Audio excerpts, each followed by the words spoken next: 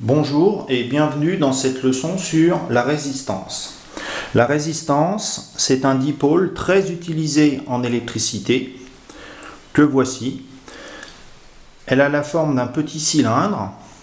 On voit très bien les deux pattes ici qui montrent que nous avons affaire à un dipôle. Et on peut observer sur cette résistance des bandes colorées qui correspondent à ce qu'on appelle la valeur de la résistance. Alors, qu'est-ce que la valeur d'une résistance? C'est ce que nous allons expliquer dans quelques instants. Mais pour commencer, nous allons donner tout d'abord le symbole de la résistance. Comment est-ce qu'on représente de façon normalisée une résistance? Eh bien, c'est très simple. Puisque la résistance a la forme d'un petit cylindre, on symbolise la résistance par un rectangle, deux traits horizontaux qui représentent les deux bornes. On peut éventuellement marquer la lettre R à l'intérieur du rectangle, R comme résistance, mais ce n'est pas obligatoire. Alors ce qui caractérise une résistance, c'est sa valeur. Et la valeur d'une résistance peut bien évidemment se mesurer. Et pour mesurer la valeur d'une résistance, on va utiliser un nouvel appareil qui s'appelle l'ohmmètre. Et qui dit nouvel appareil dit donc aussi nouvelle unité. Et donc pour mesurer la valeur d'une résistance, on a une unité qui est l'ohm. Alors l'ohm se représente par la lettre grecque oméga, mais on lit bien ohm.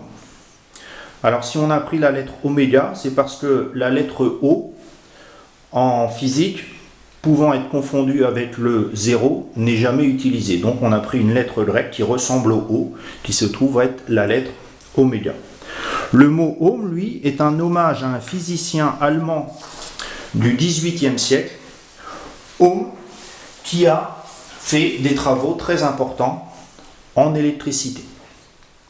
Alors nous allons maintenant procéder à la mesure d'une résistance. 3 pour être plus précis. J'ai ici 3 résistances que j'ai appelées R1, R2 et R3.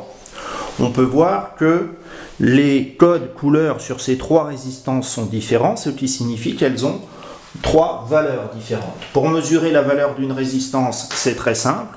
On va utiliser le multimètre, mais branché en ohmmètre.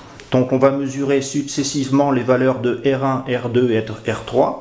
C'est très simple.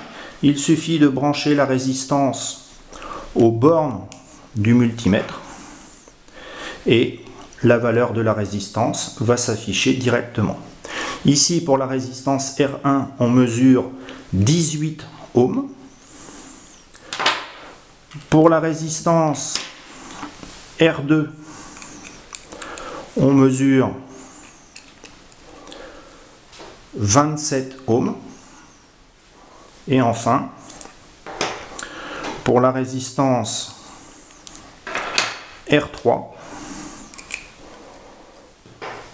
on va mesurer une résistance de 216 ohms. Voici un petit résumé de ces 3 mesures. R1 vaut 18 ohms, R2 26 ohms et R3 216 ohms.